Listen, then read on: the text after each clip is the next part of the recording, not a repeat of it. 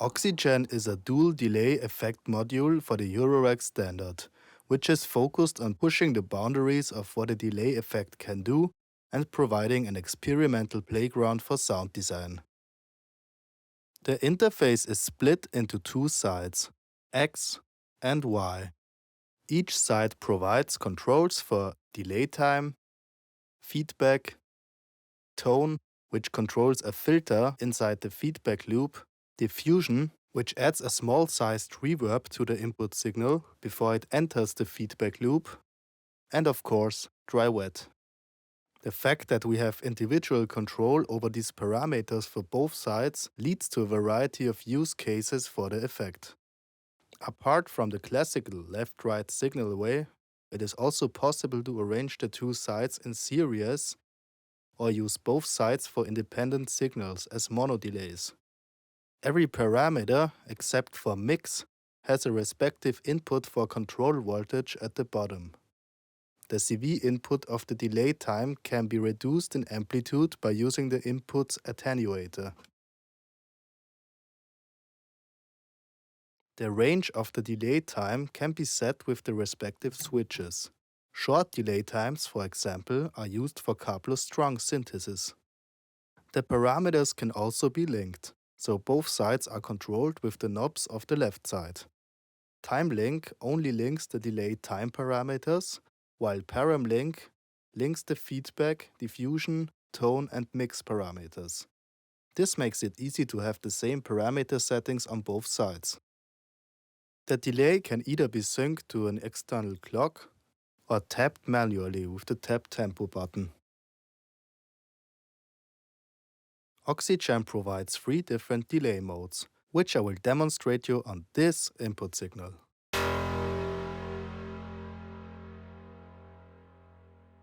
The first mode is called Dual, which provides one delay line for each side.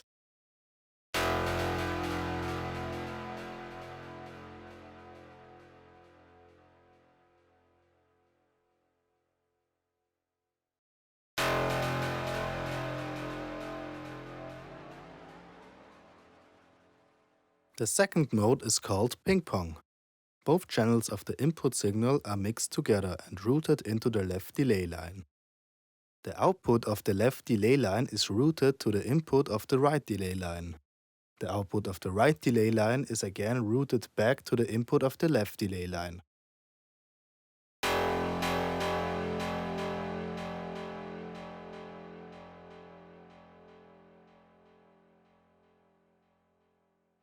The third mode is called mid-side.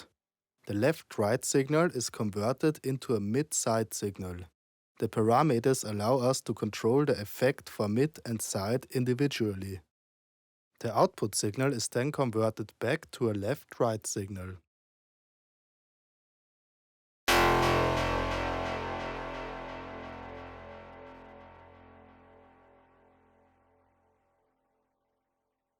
Because the input signal goes through a stereo reverb, we can process the stereo parts of the reverb separately from the mid signal.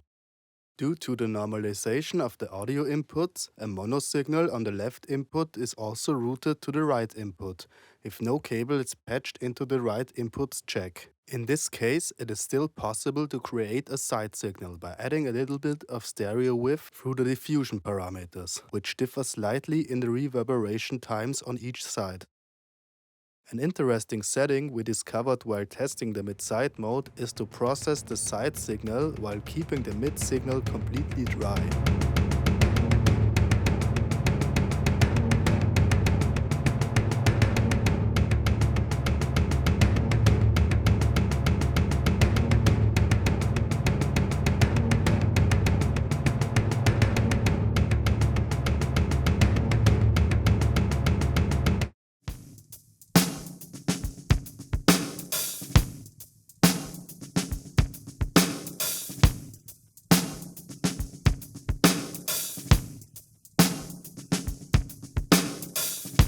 This can serve as kind of an enhancement of the stereo width.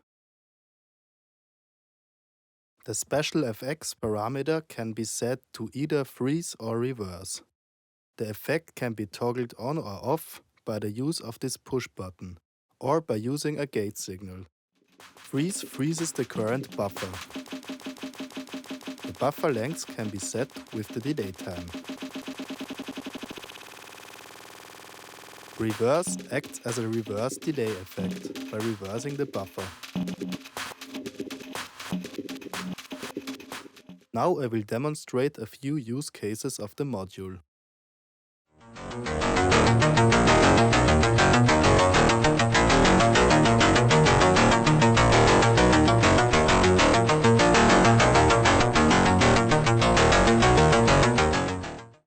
As the frog is returned to a tree, I lay down in the boat because I'm feeling extremely nauseous.